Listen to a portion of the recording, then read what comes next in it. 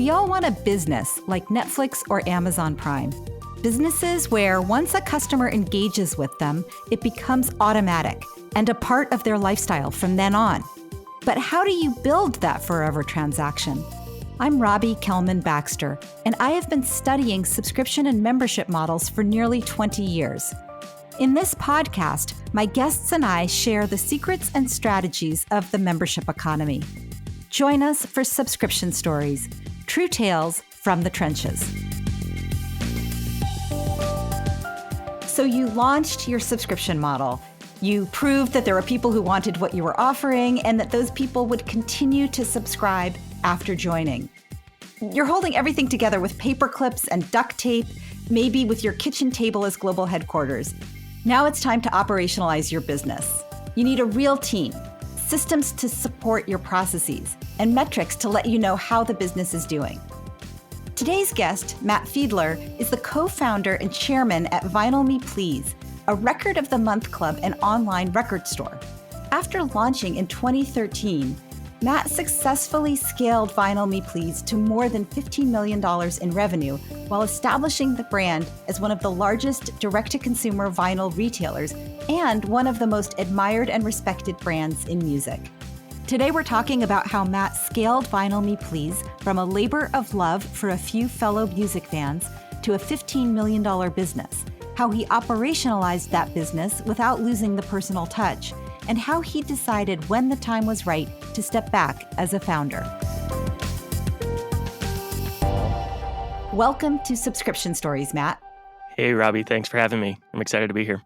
Take me back, if you will, to the day when you sent out your first shipment. Can you tell me what that day was like and who you were sending those early boxes to? So when we first had the idea for what became Vinyl Me Please, it wasn't like we were looking at some charts and saw just a tremendous business opportunity in vinyl. You know, that was kind of this was early or mid 2012 that we were thinking about the idea. It was kind of the beginning of the resurgence of vinyl, so to speak. For us, it was really it was kind of born out of this curiosity. So Spotify had just entered the US, and the whole model from a consumer's perspective was changing from paying for ownership to paying for access. And that was great. You know, Spotify's totally transformed the way that we listen to music, the way that we share, discover, and so on and so forth. But there was just a piece of that experience that felt like it was missing. You know, when I was a kid, I had a ton of CDs. My dad had a big record collection, and that tangibility, that tactile experience with music was something that I really appreciated. And so when we had the idea for Vinyl Me Please, it was really just kind of a series of what if questions. You know, it was like, what if there are people like us? What if there are people that want to discover new music, that want to build a record collection, maybe don't know where to start? And most importantly, what if there are people that want to like connect and be with other music lovers around the world? And so that became the seeds that initially kind of grew into what is now Vinyl Me Please. So in December of 2012, we basically put up a landing page and just had an email capture. We shared it on our first personal Facebook pages or LinkedIn pages or whatever it might be, and just said, hey, we're going to try this thing. Put your email address in if you're interested. I think we had like 50 people sign up. And it was funny because we had a lot of people that were like, why would I pay people to pick music for me when they don't know what I like? You know, we weren't preaching personalization. We weren't preaching a lot of the algorithmic things that were just starting to become popular at the time. It was more of like, this is a journey to discover new music and build a record collection. So from that 50 or so people that put their email in, I think about 12 of them signed up in their first month, which is kind of funny now. If you look at where the business is today, it's like 12. It all started with 12 people. And strangely enough, I don't think we really had that close a connection with those 12 people. It was people that I think had put in their email, but I really don't know how they found out about us. I think there was maybe one or two people that were close friends at the time, but it wasn't like it was all friends and family.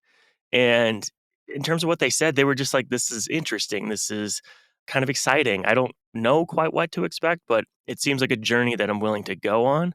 And I'm interested enough in building a record collection. I'm interested enough in discovering new music that this feels like a pretty low cost way to try and do that.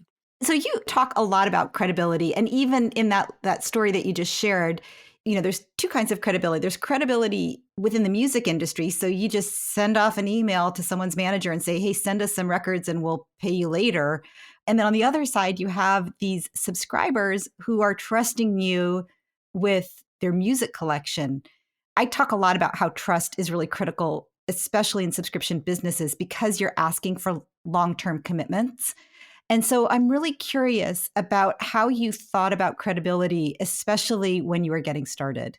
Trust and credibility and all that stuff are things that are built out over time, right? And so for us, I think credibility came from the fact that we were continuing to show up every month. We were continuing to deliver. In the early days, we didn't have any money to spend on marketing. So we really tried to make our product as exciting and as remarkable as we could so that when somebody received it, they would, take a picture and put it on Instagram or put it on Facebook or tell their friend or what have you, and really kind of generate that word of mouth marketing. But then as we started to expose people to things that they wouldn't have otherwise discovered, then the value prop became really clear for Vinyl Me Please in that it was very much an experience. It was very much a journey. It was very much, the value and the curation was there. And that really allowed us to build the credibility. And that has grown over time. Now you can go to our website, you can see, effectively our resume of titles that we've featured, of artists that we've worked with in the past. And you could very quickly say, like, oh, this is really interesting for me. I haven't heard of this. I've heard of this. It's familiar, but this is totally new and undiscovered. And that's really unique. And people found a lot of value in that. And so the first couple of months, we had nothing to stand on. But by the time we had 12 months under our belt, we had 12 things that we could go back and say, this is who we are. This is the type of music that we feature. If it's for you, great. If it's not, that's fine too. We weren't trying to force anybody into it. Why would established musical acts give you their inventory? Was it hard to get that inventory? Why did they trust you early on? And how did you build relationships with them? As an outsider, I'm not a vinyl expert. I would think, well, you just go and you buy some inventory and they give it to you if they have it, because that's business. But it sounds like it's not that easy in the world of music. And I'd love for you to share some of those challenges Yeah. on the acquisition side, on the music side, that maybe people might not understand. That's different than, let's say, buying a certain product at a store Yep. and then sticking it in your box. Honestly, in the early days, we were working with unestablished artists. So buying 10 or 15 copies of a record was a huge deal for them. They weren't selling that many in a day or a week or whatever. And so getting the opportunity to sell that many records at once and then be a part of this story and this platform was something that was unique to them, and it was high dollar value, high margin. Streaming in general has for a long time been criticized for artists earning like pennies on a dollar for one play of music. So to be able to go to an artist and say, we want to buy 15 or 20 copies, they were like, oh, hell yeah, that's amazing. And also you're going to celebrate me and you're going to talk about me for an entire month and you're going to introduce me to people that have never heard of me before. Like, that's great. That's really exciting. But the bigger artists at the time did not care. They could sell that many records by sending out a single tweet in seconds or whatever. So it really took time for us to like prove who we were and the fact that we were willing to take chances on some things, on some artists that were unknown and undiscovered and unestablished, and grow from that. But then to be able to bring that to a bigger artist as our inventory demand grew and as we were buying more copies, it really then became a key piece of their business model. To summarize, it sounds like, especially early on, you were going with lesser known acts. So they were grateful to you for the opportunity. And from that, you were able to build credibility with the more well-known acts. And when the well-known acts saw that who you had picked, that also added to your credibility, where they said, oh, these guys actually have interesting taste and a point of view, and we'd be comfortable and happy to support them, even though we don't have to because our business is going well. So if you were going to describe today what your promise is to members, what is that promise that you make to a member? Subscribe to VMP and we promise what? That's something that we've always struggled with in terms of like articulating. But the basis behind the company, the basis behind our mission is really this idea of exploring music together, which is really about bringing people together through music. And so what we're trying to do on a monthly basis is create transcendent and tangible journeys through music. Vinyl Me Please is not necessarily for the people who know exactly what they want. It's for the people that are willing to go on a journey, that are willing to kind of take a chance on something that they may or may not know. And we always say that huge piece of discovery, of listening to new music, is actually kind of a process of self-discovery as well. So I think when people start to look at Vinyl Me Please and they start to consider Vinyl Me Please and they're looking at all the things that we've done in the past, all the artists that we've worked with in the past, there's kind of a mixture of things that they're familiar with and things that they've seen before, maybe heard of before, and maybe albums that they love. But then there's also a pretty healthy mix of things that they've never heard of before, things that they're like, what is this? And then they listen to it and they're like, holy cow, this is amazing. I never would have discovered this otherwise. And that's kind of the peak experience that we're trying to offer with VMP. So it's kind of the mixture of that familiar music, that those names that are kind of like the homestyle cooking, along with the things that are totally undiscovered and unique, and being able to craft those journeys for people through music. So, in terms of the promise you'd make, if you were sitting on an airplane back when we traveled on airplanes next to somebody, how would you know that they were the kind of person who would get great value from Vinyl Me Please? And how would you describe it to them in a kind of elevator pitch way, in a sentence or two? You should join Vinyl Me Please because why? The way that I would often say that is, the first thing I'd say is like, it's a record of the month club, an online record store. And they'd be like, wow, that's crazy. They still make records. They're still selling records. And it would be, yeah, it's really great. Actually, it's this cool way to listen to music because it's a tangible, it's a tactile experience. You have the opportunity to go deep and get a much deeper connection with the artist and with the music. And, we have a bunch of different ways that you can interact with the company. We've got 3 different subscription tracks that are all kind of a different flavor of curation. There's Essentials, which is kind of a mixture of everything. There's Classics, which is really centered around soul, blues, and jazz music. And then there's Rap and Hip Hop, obviously centered around rap and hip hop. And so when you sign up for a subscription, we send you a new record, something that we've selected that based on what we think is essential to the modern vinyl collection. It's pressed exclusively for our members, so it's something that you can't get anywhere else. And it's bound to be something that's interesting and unique in some capacity. Maybe it's something that you heard of before, maybe it's not. But at the end of the day, it's not necessarily a question as to whether or not you like it. It's an opportunity to listen to something new. It's an opportunity to get a deeper sense of who the artist is, the frame of mind that they were in when they were making the music. And hopefully through that process, you're able to discover something new about yourself or the world or whatever it might be. So, can you describe Vinyl Me Please as it is today? Who is your ideal member and how do they interact with you each week? The basis with which we started the company really remains true today. We've done a lot of work over the last year to 2 years to kind of get a better sense of like what was that initial DNA and how do we articulate it. So we still have, tactically speaking, there's a subscription model. So now we have 3 tracks. We're launching a 4th one next month for VMP country. But then there's also kind of traditional e-commerce. And then we have another product called Anthology as well. So you can come in, you can interact with VMP in any of those contexts. If you're a member, you sign up for a subscription, then you get special perks inside of e-commerce. You get discounted pricing, free shipping, first access. If you're just, you don't want to subscribe, if you're not ready to subscribe, you can still buy things from us through the e-commerce. Those things are obviously going to be priced at a premium and you're going to have to pay for shipping and so on and so forth. Or you can just follow us on Instagram. We have a weekly email that we send out as well that is just kind of a bunch of new content, playlists, music to listen to, and that type of stuff. And really, our cadence is on a monthly basis. So every month we're sending out a new record for the subscribers, but every week we're releasing new titles from in our store. And those are things that are also exclusively pressed for VMP members, things that you can't get anywhere else. As a member, you can log in and buy them. They'll just be shipped with your next monthly shipment. And if you're not a member, you log in and buy them and they ship whenever they come in stock. But really, at the end of the day, when we ship out a new record, or when we announce a new record, that's kind of when our cycle begins.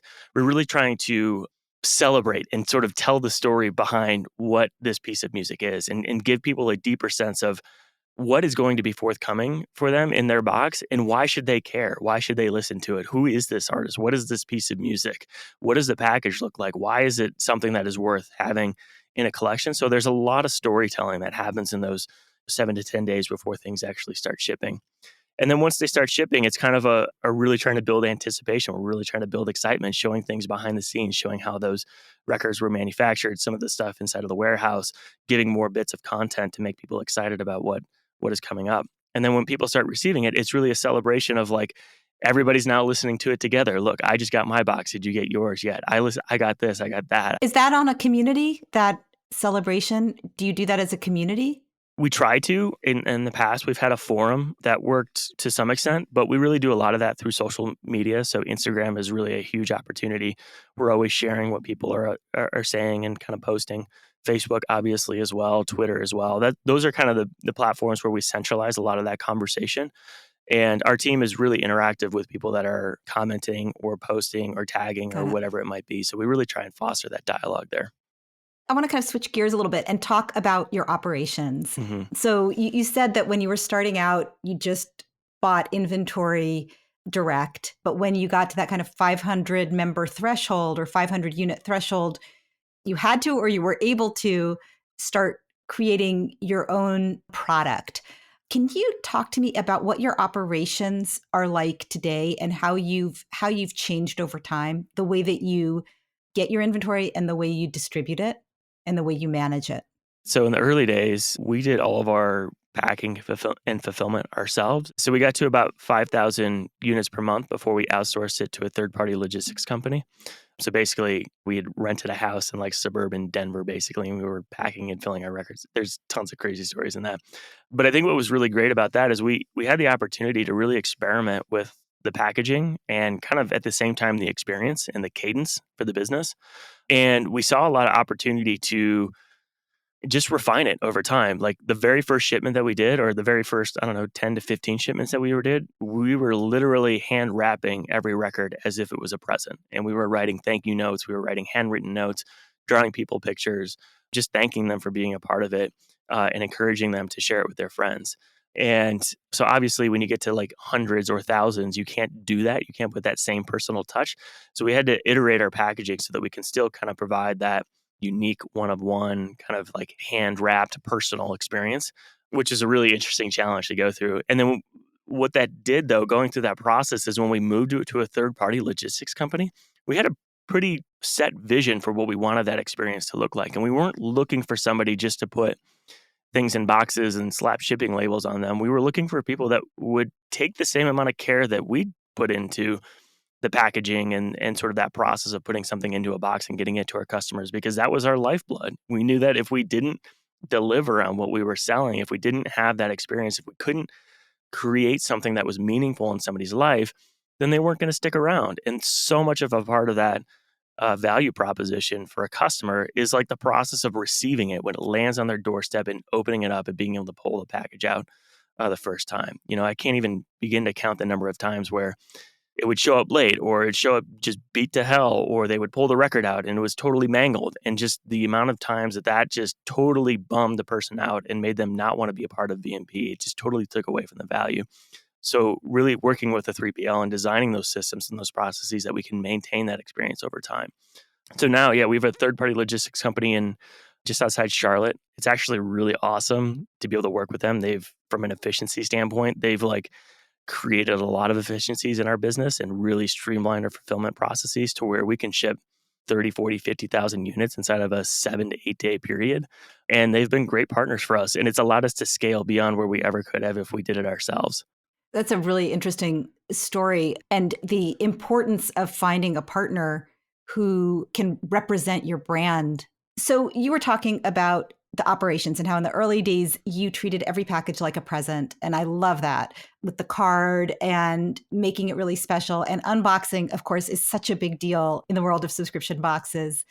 It's great that you found a partner who fulfilled your expectations.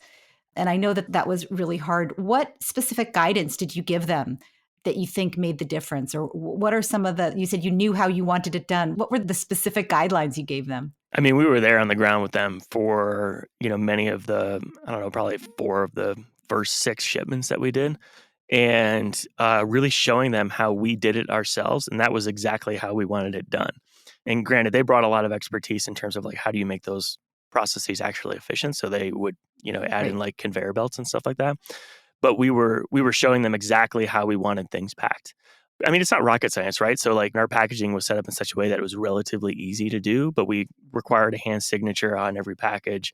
We required that something be put in the box like in a certain way, wrapped with bubble wrap in a certain way. So we really just showed them how we wanted that done and sat with them and watched them do it. But I think one of the key things that we did over time to really hold them accountable is we would actually share pictures that we got back from our customers when that didn't happen. And we would say, this is unacceptable. And we would show them when things showed up damaged and mangled and send them the exact same pictures that the customer would send us. So many times there were things that were picked and shipped that shouldn't have been because they were just ripped or they were not in the pristine kind of quality. And that's something that you can prevent at the warehouse, right? Yeah. And then there were other times that like the boxes was just totally crushed or they had overstuffed something or used a box that was too big or whatever. So it was just kind of this constant feedback loop where we're like, here's another example of something that's gone wrong. Here's another example of something that's gone wrong. And at the end of the day, it was pretty small in terms of like the total numbers that we were shipping, in terms of what we heard about and actually sent them. But it gave us an opportunity to reinforce time and time again, like we have a specific standard of quality that we're trying to maintain here. And if you guys can't do that, then we're just going to go somewhere else. We're going to find another way to get it done. And there were several times where we considered leaving the 3PL that we had or doing our own fulfillment because we thought we could do it better and everything. And every time we brought that up, there was another conversation of like, well, what more can we do? How can we continue to improve? What other information can you give us back in terms of how we can refine our processes so that the experience that you're trying to give your customers is what you want it to be? I think you bring up such an important point, and I hope people take this away from our conversation, that when you scale and you bring in outside people, they're inevitably going to do it not as well as you did it. They're definitely going to do it differently than you did it. And in some ways, it's going to be not as well. And I think there's a temptation to say, well, I should just do it myself because they don't get it. But there's a big trade-off. If you don't find partners who can help you scale, you're going to grow a lot more slowly. Yeah. And what's really great about the example that you shared is that it wasn't easy to move from doing it yourself and treating every package like it was your baby to going to a third-party logistics company. But you found one that was in it with you for the long term. And you really, I love how you described how you were there on the floor with them and then that you were sending them the pictures so that you had this loop. It requires a lot of patience, I think, to scale. And a lot of entrepreneurs, I think, are surprised and frustrated by that because the bigger you grow, in some ways, the slower things move. I think what you're saying is relevant not just to, sort of the tangible parts of a business, whether it be hiring contractors to do fulfillment or whatever. But I think as a company grows, as a founder, I've had to let go of so much and I've had to entrust other people to do things that I used to do for a really long time. And I would think that I did them decently well. But the whole process of building a company, of building a business, is kind of this slow and steady process of letting go of the things that you once did and controlled and giving them up to other people. Not because you don't care anymore, but because things have changed and you need to be able to do that in order to continue to scale your business. Time is like the most finite resource that anybody has, right? And you can only scale as much as time as you have available. And if you're a team of one person or very few people, like you have to find a way to basically create more productivity for the business without having to just work 100 or 150-hour weeks. Like that's not sustainable.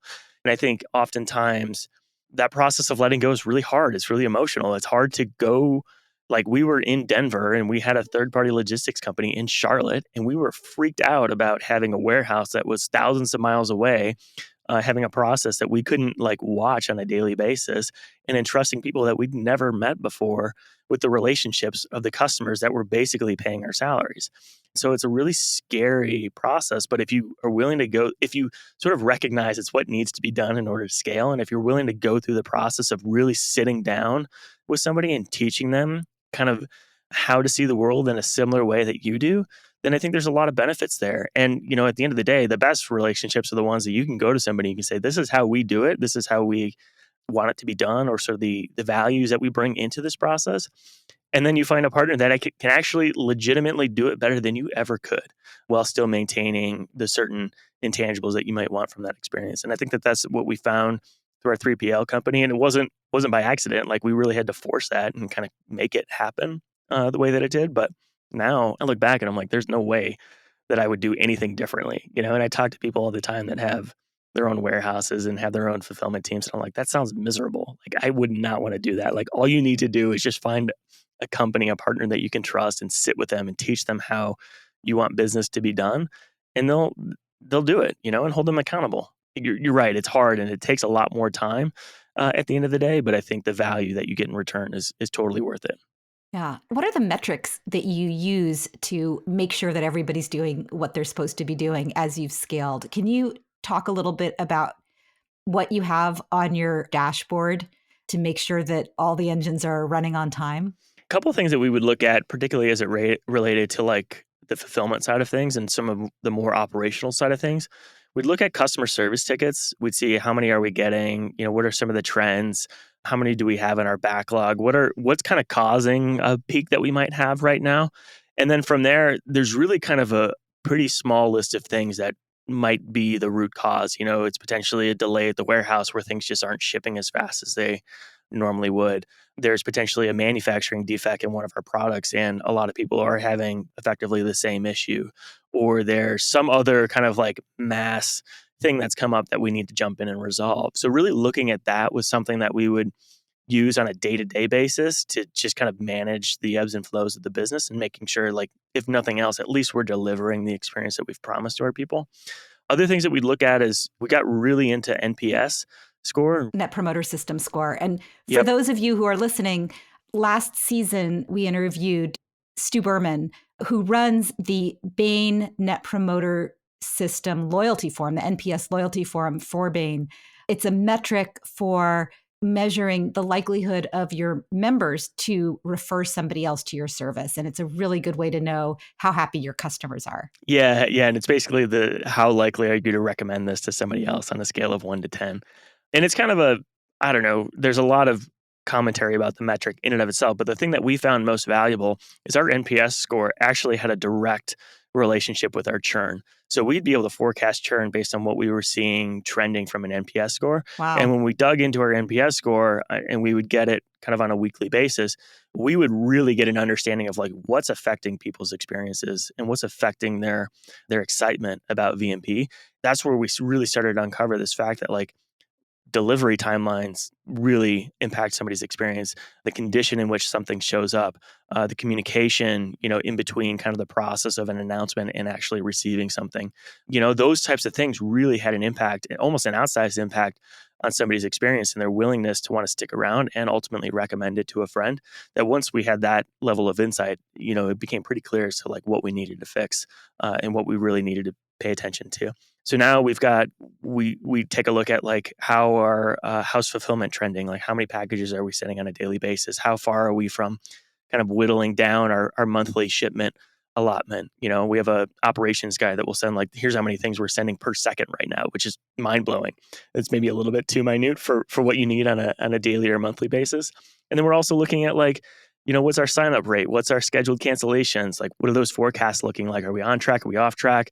And one of the complexities of our business is we're having to place inventory orders, 3 to 6 months in advance of when we're actually going to ship the product. So there's a lot of things that we need to know kind of in the current month to be able to make decisions for future months as well. So those are all the types of things that we're looking at. I hadn't thought about that when you're manufacturing the product for a subscription, you have to have a pretty good idea who's going to be subscribing 3 months from now. So Yeah. that takes into account, acquisition of new customers as well as retention of the existing subscribers. Mm-hmm. Yeah. I mean, we could talk for hours on demand planning and inventory forecasting and the myriad of mistakes that we made in all of those processes.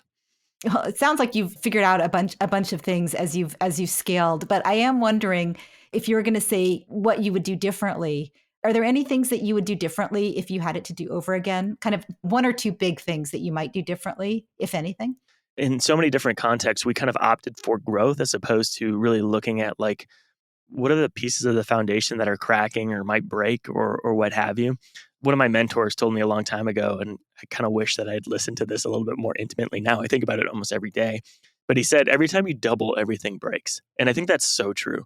What we didn't do is we didn't really think about like, okay, if we go from like 1,000 to 5,000 customers, like, what does that need to look like? What does that process need to look like? What's the experience that we want to look like? And question for us was always like, how do you maintain curation at scale? How do you maintain quality at scale? And we figured those things out. We've done a really good job, and we're continuing to evolve our perspectives on them. But there was kind of like a 2 or 3 year period where we just like really struggled, and we were just living to fight every single day because the sheer volume that we were pumping out was more than any small team could really manage on a daily basis. So I think if I would have done anything differently, I would have really kind of focused on those kind of core processes inside of the business. And then I would really take a look at like inventory forecasting and demand planning and everything. Like I said, we made a ton of mistakes, and that just burned up the cash that we had. And, when we raised money, then we were using that money to really kind of fund the operations, not really invest in growth like we had wanted to. And that was just because we had bad systems kind of underneath kind of the core processes of the business that I think just being aware of that stuff much sooner, much earlier on, we probably would have mitigated a lot of mistakes, cut a lot of corners, moved a lot faster, and potentially wouldn't have had to raise money at all, or at least as much as we ended up raising. So tell me about the money raising experience. At what point did you decide to take outside money? And you mentioned that it ended up being more for operations than for growth as you'd originally planned. But if you could kind of take me back to when you decided to take outside money and what that experience was like for you. Maybe what we could have done before we raised money is we could have invested more. We could have taken a closer look at like what was happening beneath the business that really made us want to raise money, because we probably didn't need it. We needed money for reasons different than we thought, And then once we saw we were pouring money into like marketing and all that, like the systems that we had were just breaking beneath us, and we couldn't manage it. We couldn't operationalize it. So we really had to go back and invest in those things to be able to grow. I know you're stepping back from your day-to-day role running the business now after 7-8 years of very intense leadership. What advice do you have for other founders who think that the business will fall apart if they're not at the wheel every second? I mean, I get it. I was that person, and in the early days, it was myself and my co-founder, and we were making all the decisions. We were doing all the work. And, in a way that was super fun because it was like we could control every little piece of it. But then I started to realize, like, as we brought more people on and as I was able to like hand off responsibilities to people, they would take those things and, like I said earlier, do them better than I ever could have myself. And I would realize too that I didn't actually like doing those types of things, but I more liked kind of the process of controlling it or whatever. And I think as our team grew over time, like I really had to get used to letting go of things. And I really had to learn how to trust and empower other people to take certain parts of the business that either I just couldn't manage or didn't want to manage. And it's really hard. It's both a kind of an objective process, but also an emotional process. And I think, there's a lot of founders that I've met before that scares the shit out of them. And they're like, there's no way, there's nobody that could do it better than me. And what's going to happen when I step away? Or I can't take a vacation, or I can't take a day off or whatever, because it's all going to fall apart. Maybe that's true.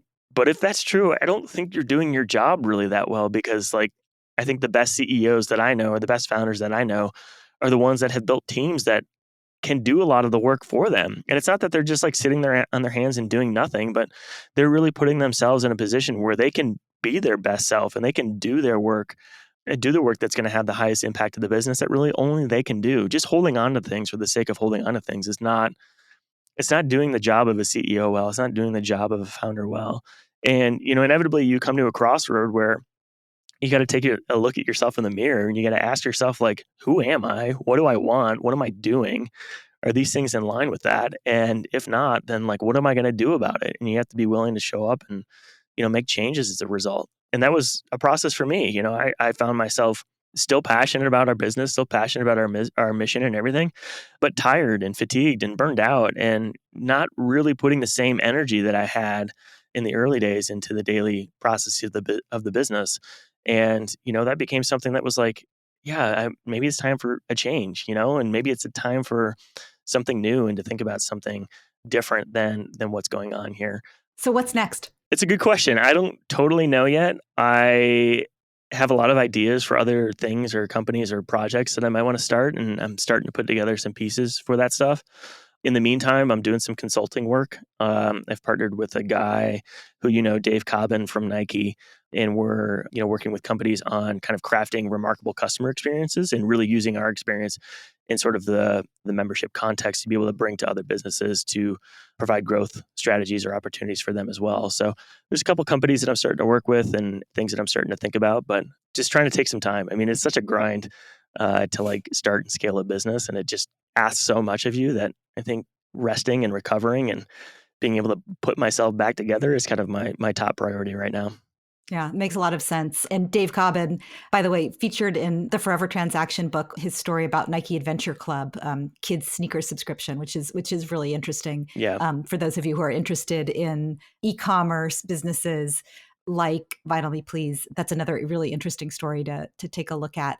But I totally understand you needing to take a break and wanting to take a break after building a company so fast and investing so much of yourself in the experience for your members. I want to wrap up with a quick speed round. So these are just really fast questions. Say the first thing that comes into your mind, and we'll move on to the next one. Are you ready? Hesitantly, but yes.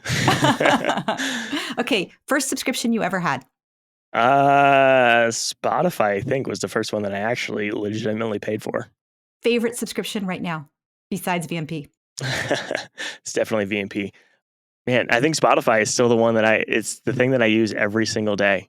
And I love it. Do you collect anything besides albums? I've gotten really into books lately. I wouldn't consider myself a collector, but I have a huge book library that only seems to grow. And I'm just buying more books. What would your colleagues say is your superpower? Oh man, I think they would say my ability to relate and connect with people and sort of bring people together and, make everybody feel good about what we're working on. And the last time you remember feeling like a member of something, like you belonged? There's this company called Satisfy Running out of Paris, France, and I love it. It's like kind of excessively high-end running apparel, but their quality is super great. And they have these t-shirts that they say running cult member, and it's not a subscription, but when I wear that, I'm like, yeah, I'm a part of the running cult. And it means something to me just by the way of their brand and how they've designed everything and everything like that.